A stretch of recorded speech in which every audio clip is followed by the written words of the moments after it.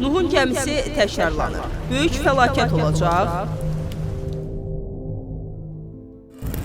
25 dekabr 2025-ci il. Qanada yaşayan Ebu Nuh adlı şəxs bu tarixdə qlobal daşqın olacağını iddia edir. Bunun isə ona yuxuda Allah tərəfindən söyləndiyini bildirir. Nuh buna əsaslanaraq 8 ədəd nəhəng Nuhun gəmisini inşa etməyə başlayıb. O, gəmilərin hər birinin 100 millərlə taxtadan tikildiyi və 600 milyon insanı daşıya biləcəyi iddiasındadır. Gəmilərə minmək üçünsə sadəcə bir tələb var: Allaha inanmaq və bu missiyanı dəstəkləmək. Bu iddia sosial mediada müzakirələrə səbəb olub. Bəziləri onun müasir peyğəmbər, bir çoxları isə onu psixoloji problemləri olan şəxs adlandırıb. Hətta minlərlə insan Ebu Nuhu görmək üçün Qanaya gedir. Bəs siz bu haqda nə düşünürsünüz?